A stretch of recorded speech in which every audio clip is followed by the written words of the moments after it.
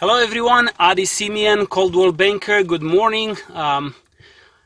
This morning I want to talk to you all about permits when you purchase a property.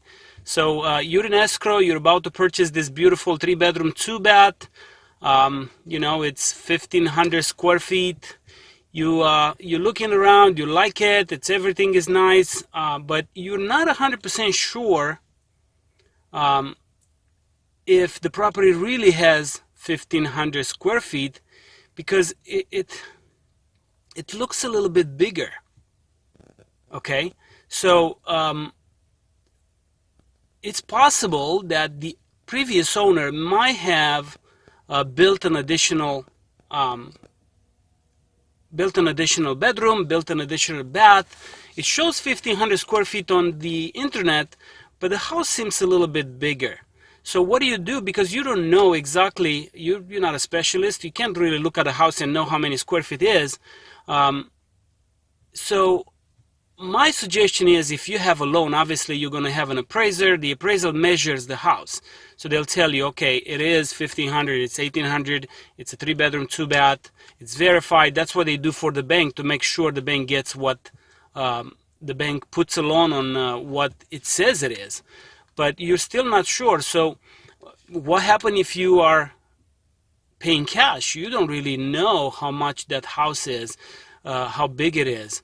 So you want to make sure you know the square footage exactly. My suggestion is you should hire a floor plan specialist. They go in and measure, make a floor plan for you. They measure the exact square footage of the house. You compare with what's on title, what's on the public records, really, and then you see if there is a discrepancy. If there is a discrepancy, the house is bigger than what says it is on the public records, then it's possible that they might have built up an addition without permits. If the city finds out, one way or another, they find out that there was an addition, maybe the neighbor might complain that you built something in the back. Maybe someone just calls and tells them that you have an unpermitted, illegal addition. The city can come back and tell you to tear it down.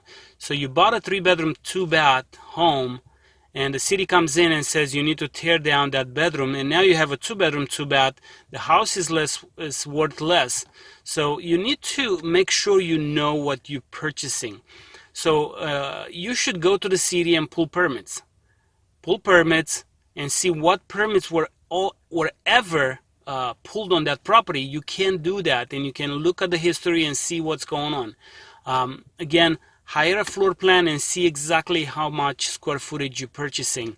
And if there is something that's built illegally, now you have a way of negotiating the price back with the seller. You go back and say, hey, I find out this is really not a 3-bedroom, 2-bath. On documents, it's 2-bedroom, 2-bath. You should reduce the price, or I might be canceling. So you should always know what you're purchasing. And a lot of people don't do that, and you find out afterwards that you bought something in Pasadena, for example, in the city of Pasadena. And there's other cities around California, but Pasadena in particular, my office is here, so I know a lot about it. Sorry, that was a little alarm. The city comes in before you're able to sell it.